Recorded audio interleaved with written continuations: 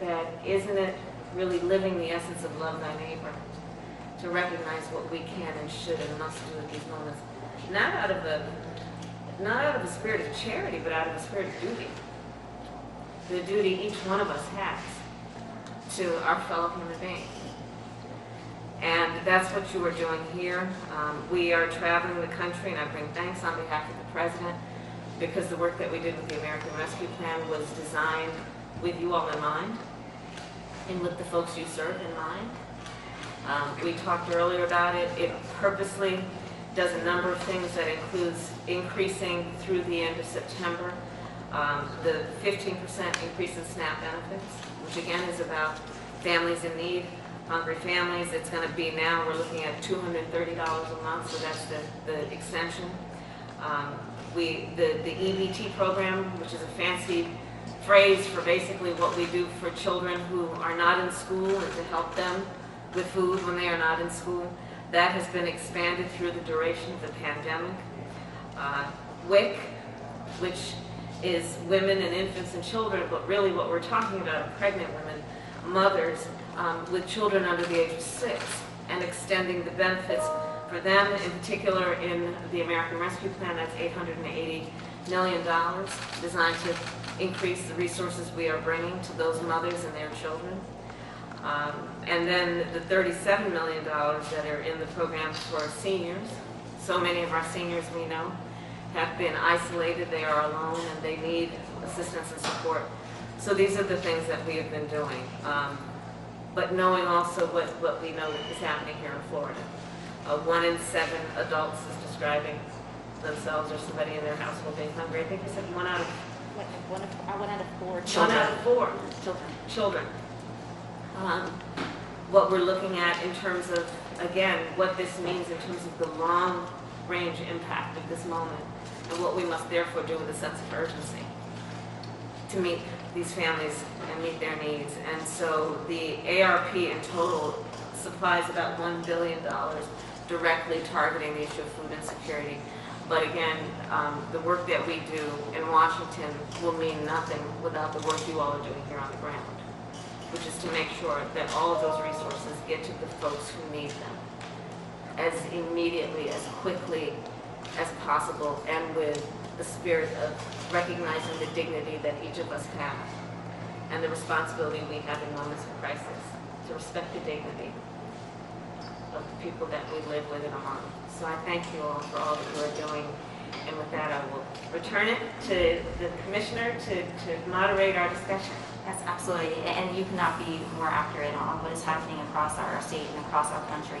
You know, the stories that I've heard, as you all know, this has been a big pillar of my administration. Before my inauguration, the day before, my entire family and all of my supporters went to the food bank in the Panhandle, and that was part of our day of service before inauguration.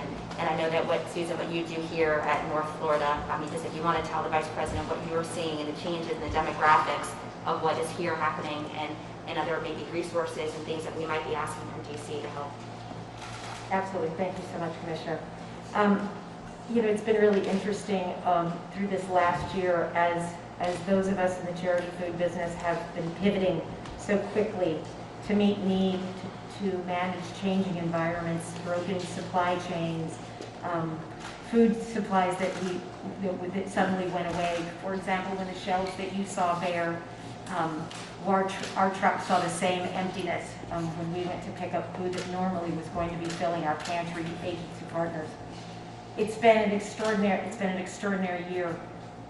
The generosity of a community and of a city and of our state has been incredible. But the need has not gone away. We, through Feeding America, they are reporting that approximately 40% of the people that we are still seeing are suffering COVID-related reductions in work. They are new to the charity food system. They've just never accessed this before. And we see it from our agency partners, that they tell us that these are strangers to need. They're apologetic. Those people that put the $5 in a trunk, they desperately would love to be paying something, but the system doesn't work that way. So it's true the problem is not going away, but we are so incredibly grateful for what you and President Biden are doing here, because the programs that, as you just outlined, are things that restore family dignity, that allow people to help themselves. Nobody wants to sit in a food line, no one.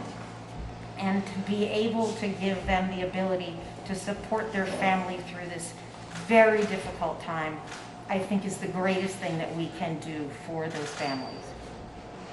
Really. And I'll turn over to Councilman Dennis. Some of the things that you have seen changing as far as what you're seeing at a local level. What are you seeing changes and additional support that we may need, not from just locally, but from the state, from your members of Congress, and obviously the Vice President? Thank you, Commissioner Freed, and once again, thank you, Vice President Harris. I want to thank you and President Biden for the assistance coming right in and really getting the work for the American people and the citizens of Jacksonville. What we've seen here in our city is the faces of food insecurity has changed. It's not the same individuals that you would normally think. You have working families that now have to reach out to food agencies like this to help supplement their food needs. So we've seen the face of food insecurity has changed. The district that I represent, which actually Edgewood, is the dividing line. And it is an area where there are a lot of food deserts.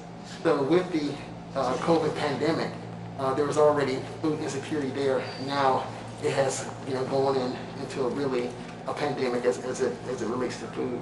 And so with this relief package, not only will it help the citizens here in Jacksonville be able to put additional food on their tables, but not just that, it'll help them put fresh fruits and vegetables, because not only is there a food desert, there's a lot of health issues in those areas. And so it's not just providing food, but provide healthy food. And I know myself, along with Councilwoman Morgan, we partner up with Susan and her organization to provide fresh, healthy food and try to give that support and filling that gap for them. So again, thank you for everything that you and the President are doing for Americans and for our citizens here in Jacksonville. Absolutely, Councilman. And I think also onto that point about fresh and nutritious food, that was one of the biggest things that we saw as an obstacle during the pandemic. That while all these facilities across our state are incredible, we got hit during the pandemic in the middle of our harvest. And so many of our farmers had no place to send their fresh crops and their fresh produce to. And unfortunately, our food banks across the country didn't have the capacity to, even though our farmers wanted to donate. And so those are one of the things that we're going to continue to ask for, is additional resources for these organizations that are doing such great work, to have better resources to store a lot of the perishable food. Because after a while, these families were coming to these food banks, they're tired of the boxes, and how much they want the boxes. They also want fresh fruits and vegetables, and then to learn what to do with these boxes and how to cook new types of ideas, and also make sure that we have a cultural awareness too, because not every family comes from the same background, and knowing that some foods might be foreign to them, that's not their cultural upbringing, and making sure we also have that sensitivity when we're giving out the food as well. And Congressman, you have been such a champion on these issues, and especially helping with the plans, the recovery plans. And I know if you wanted to talk about some things that you've been working up in DC. Thank you very much, Commissioner, and I'm really honored to be here with the leadership in this community and with the Vice President. It's been a pleasure. We have served with her the last 4 years on all the things that she's been involved in. I can't tell you how happy I am that she's the VP of the United States of America.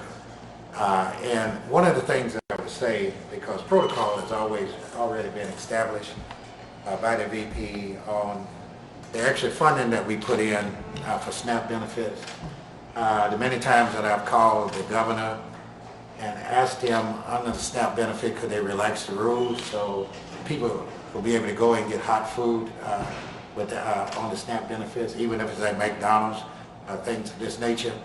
And then most of you know I serve on financial services and then on agriculture. And I always say, when I first got to Washington, I said, let's feed America. That's one of the most important things that I could think about in being in agriculture, that we need to feed America. I have a lot of food insecurity in this District 5 that stretches from Duval to Gaston County. And there are many schools in this district that is on 100% free and reduced lunch. Now, I guess I'm more familiar and have that feeling to want to help more than anyone else, because as a young kid growing up, our house was destroyed and we lost everything. And I can remember moving 4 or 5 times. I can also remember going to bed at night with nothing to eat. And know what it feel like. My brother and I used to say, let's go get this watercress sandwich and call it a night. That means that you drink as much water you can, you know, and that's it for the night until the next day. Especially when there's 7, siblings in the family. And so I work every day in order to work. I really like what the President and the Vice President are doing, going across America. In this package that we just passed, and by the way, when I was coming here, I was on a committee meeting, and I told Maxine Waters that I was coming here to meet you, and Maxine said, well, make sure you tell her hello for me. I'm glad that she's down there. Seems like you got a better job than what I have today in this committee meeting, so I forgot to tell you Maxine say hello, you know. And so a lot of the financial information that we have in this package, we had the opportunity to work on the financial services, and so it has been really, really stimulating and great for me to bring millions and millions of dollars into this community that is going to help many, many people here, almost 200 million or so. But the most important issue, as the commission has talked about, is feeding kids. The lunchroom workers on Friday, and I talked to Dr. Green about this. Many kids, the lunchroom workers, are putting food into their backpacks on Friday so they will have something to eat over the weekend before they come back to school. Now let me tell you, we are not poor in America, but we have a lot of poor people. And when you have some people saying that, you're spending all this money, this is one time that we get an opportunity under leadership in the White House to bail out America. We bail out Wall Street. And now it's time, because of this pandemic, is to bail out America. And that's what we are doing. And it's going to work. And we continue to get vaccine out and so forth. I've been in a lot of food pantries, because I'm always concerned about what's going to happen. Before the pandemic, I was looking at the notes here, and it said there was about 36.8 million people that was on SNAP. Today, it's over 45 million people that depend on SNAP just to make it. And this is something that we can, 45 million, and we can to make it. So I'm so happy to be here with the Vice President on an issue that is so critically important. If you don't know what it's like to go hungry, and I remember when our greatest president said, people will little notice, not long remember what we say here, but they will never forget what we did here. And I know that we would never forget what our Vice President and the President are doing here to help bail out America. And so I'm honored to be here with you today, and I know that we are making a difference, and America is in a prime position to take care of our kids, make sure they get a good education, and make sure they get the nourishment that they need. And that's one of the reasons I'm on agriculture. Greatest committee I've ever served on. Thank you, Congressman. Thank you. And that was a great transition to our kids. That we oversee the school lunch program, and when we got the notification that schools were going to be shut down starting on a Monday, it was on a Friday, my team worked overtime because we were not going to allow one single child to go hungry because schools were closed. And we worked with school board members and superintendents all across the state of Florida to make sure that that actually happened. And it's a great work of all of our superintendents and our school boards that we had all of our summer break spots up and running. That's also why I called for universal breakfast, because we know that so many of our kids they go to bed hungry, and need that breakfast first thing in the morning, but the stigma still attached to going into a cafeteria, knowing why you're going in there, and that it's important that we start coming in and thinking outside the box of ways to bring food to our kids, whether it's in homeroom or first period or trucks around the school, that it's imperative that these kids, because if they don't eat, they can't learn, and they go into the criminal justice system and the healthcare costs associated with it afterwards. And Dr. Green, what you have been able to do here in Duval County, one of the largest in the nation of school districts, is remarkable. So I don't know if you wanted to let the Vice President know all the great work you're doing here. Well, it definitely takes a team, starting with Commissioner Freed. Thank you for your leadership at the state under agriculture. She is correct. On a Friday, we were told we had to open up virtual, and we had to figure out how we were going to still feed close to 130,000 students. And our team came together and developed the grab and go and then the big yellow. The grab and go were for families that could come to our schools, stay in their car, and we gave them breakfast, lunch, and 2 years ago we started the supper program in Duval County. So over 40 of our schools, our students receive 3 meals a day at school. And through that supper program, even when we went to grab and go, they would have breakfast, lunch, and dinner prepared for them to pick up. Our big yellow, that was our mobile. We started delivering breakfast, lunch, and dinner to our elementary bus stops. And so families that could walk up to the bus stop could get their food, as well as if they didn't have technology when we first started, they could get their instructional materials. So we use that transportation as a way to not only deliver food for our families, but to connect with our families. From March 9th until the last day of school, we served over 1.5 million meals to our families. So even though our students are living in food deserts, the school district is a food oasis for them. Yeah. We ensure that even if they are one of the schools that has breakfast, lunch, and dinner, if they come to after school, we give them after school snacks to take home.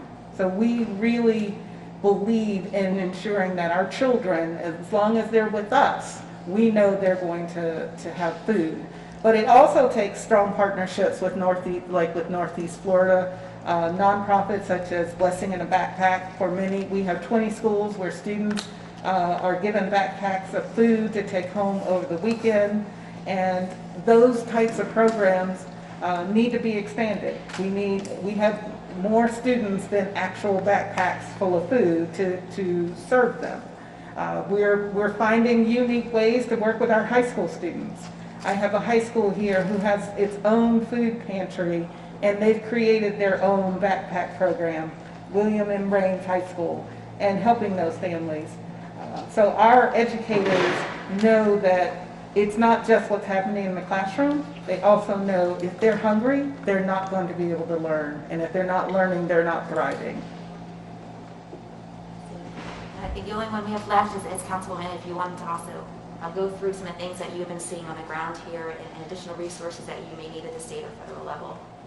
Thank you so much, Commissioner Freed, and thank you so much, Madam Vice President, for being here, and Congressman Lawson, and of course, my colleague Garrett Dennis, Dr. Green, and Susan King. I appreciate each one of you and the opportunity to just talk about something that's dear to my heart, and that's food deserts. I served last year on the City Council's Food Desert Subcommittee. And I served on it because I represent a district that is so diverse that people just assume that I would not have food deserts. But I have food deserts just like other districts. And so it was really important to me to serve on this committee so that, as Susan knows, I go to many of the food distributions in my district. We have them every weekend. There are certain groups that have them on the first and third Saturday. There are other groups that have it on the second and fourth Saturday. So I have a food distribution every weekend in District 1. We're finding that in our district, we are diverse. We have many from the Hispanic community who feel threatened to maybe come out, even though they may need the help, but they're afraid. So I'm looking at what we can do as a community, as a nation, when we have people who need help, but who are afraid to come for that help. The commodities, more food, feeding Northeast Florida, thank goodness you're here. Susan and her team partner with so many in my district alone. As I was telling Dr. Green, I have an elementary school where they have set up a food pantry. Not only do they have blessings in a backpack, but they also have a food pantry at the elementary school that was set up through some groups in the community. We have a mall that is, you know, as many malls go, they're starting to decay. But at that mall, Susan will tell you that we have a food pantry there. And it was through the auspices of the mall manager who came to me and said, you know, I've been thinking about doing this. I know this area needs it. It's on a bus route. So many people can get to it. So he helped start a food pantry at the mall. So we have many things going on, but we know families have limited resources.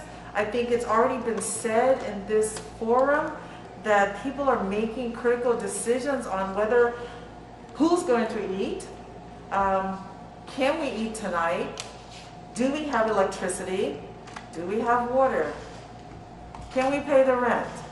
We're making critical decisions. So many people are underemployed. Again, the fear, expanding Meal on Wheels, the one church that I have that does this in my community, when I spoke to him today to tell him that I would be speaking at this forum, that's what he talked about. So there are many things that are going on right, but we appreciate having the expanded resources that you are bringing to us. So from the bottom of our hearts, we thank you, President Biden. You know, Madam Vice President, you know, one of the things when I first took office, and I spent the better part of 2019 traveling our state and talking to business communities, to chambers of commerce, to law firms, I talked about this issue because I felt strongly that most people didn't know that this is happening in their backyards. They think that it happens in other communities, that it happens far away from them, not realizing that it's their coworkers, that it's people that are living next to them. So a great deal of food insecurity is also about education and making sure that people understand what is happening in their community and the impact that it does have. If adults can't eat, they also can't be successful in the workforce, and increases the healthcare costs, and again, diabetes, overweight, and all the other medical conditions. And so you being here and showing the commitment to tackling this issue and bringing together all of our community leaders helps us to educate the rest of the state of why it's important to donate, to contribute, to be aware of what's happening around them, to open their homes to potentially co-workers who may have food insecurity. Because unfortunately there's still such a part of our country, even after this pandemic is done, that don't recognize the importance of tackling this issue and what this does to a community, what this does to people's self-pride and dignity, that being able to, and not knowing that you can't provide at dinners for your family, it impacts who they are as a human being. And that's why it's so important for us to continue to raise those voices, to really raise up those people and to bring this into a community partnership, that it's not just the food banks, but it's the schools and it's the council members and it's everybody coming together, public-private partnerships across the entire state. You know, we've been working on legislation here in the state for a couple years to get all the outside-the-box ideas that are happening to really tackle food insecurity. And really you being here and emphasizing these issues and this partnership with the states, bringing additional federal resources down, is a game changer. And not only just these programs, but the American Rescue Plan, the point is to take so many of these families out of permanent poverty. and rising up and raising those families up so they won't necessarily need these resources in the future. And so you and the president and I'm already calling you president, you and the vice president and members of Congress, I cannot thank you enough for what you do to recognize this issue, that if we can't tackle this basic fundamental issue, how are we able to go and tackle everything else that the world needs from us if we can't feed our own people? So on that point, you're right, and many of you have mentioned it. The American Rescue Plan was designed to see the individual in their full relief, understanding that hunger and food insecurity is but one part of many associated issues that must be addressed, be it an extension of moratoriums on evictions and foreclosure, be it what we did in terms of the money that we gave to schools so that they can reopen safely with the appropriate amount of PPE, plexiglass, the resources that are needed to reopen. The child tax credit, which we believe will lift almost half of America's children who are in poverty out of poverty. The extension of unemployment benefits in terms of the $300 extra through September. So these were designed to see the family in its full relief, understanding that, as you all have described, many of the families that you're seeing that are in those lines for hours were previously working, had never thought of themselves as requiring the assistance of others to feed their families. COBRA benefits, that's something, Congressman, I know you know about, which is that was in the bill to make sure that for folks who had health benefits from their employer, where the employer was helping to pay for their health benefits, that we would extend it so that they could afford to keep their health insurance and their health coverage. So these are some of the things, but I say all that to say that was the design of the American Rescue Plan, which is to see folks in their full relief and through a 360-degree lens. But can you all share with me some of the stories about who you are seeing, who are in these cars, in these lines, and what are the patterns, if you will, that you're seeing about how people are experiencing this moment in addition to the food insecurity piece? What are you typically seeing as also being at stake or where they need assistance or support? What are some of the other issues that you're seeing? Susan? So one of the things that may not be a direct response to your question, but one of the things that really was illuminated for us during COVID is when, I'm so thrilled by the funding towards seniors specifically, because what we saw, we have a lot of sort of high multi-level people living in kitchenette, low-income senior housing facilities, subsidized housing. And when we shut down our city, we shut them in. And many of them did not even have congregate feeding sites. We told them you can't go out and get groceries. And it was a silent sort of epidemic on its own that we really didn't see because they were all locked inside. So, you know, a lot of creativity came out of this coronavirus, and we had a number of local restaurants who stepped up and said, how can we help? And we created a jobs program for furloughed workers and closed kitchens, and we produced over 650,000 meals since March of last year through February, which were distributed to those low-income seniors. But really the important point here, and what I think we always have to go hand in hand with, is that they were isolated, and this created a way to bring them closer. Sometimes it was just a handwritten note. Sometimes it was a process note that just said, you know, across these walls, we are thinking of you. And that situation exists. The seniors might be getting out a little bit more. They might be getting vaccinated. But we have this whole population, 1 in 6 in our 8-county service area, 1 in 6 seniors is food insecure. And they don't have the resources and the capacity to get out. And it's not, and sometimes it's physical limitations. So I am thrilled and so grateful to see the acknowledgement of funding for senior hunger is so incredibly important. But in terms of who we're seeing in those lines, we've discussed the families. What we see often is multiple families who are taking each other to these distributions. We'll ask, how many households in this car for people who lack transportation? And they might say, there are 4 of us. You know, it's remarkable, but there is created a sense of kind of community around helping people get the food that they need. But it's everybody.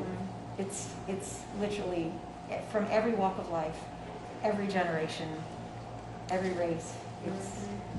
It is our neighbors. And I would have to agree with what Susan said. So since I have so many food distributions in my community, typically I go out and sometimes I help, sometimes I just really watch just to see what's going on. Susan is so right to say that this pandemic, it did produce a feeling of I am my brother's keeper to some. And what I'm seeing is I'm dealing with right now evictions.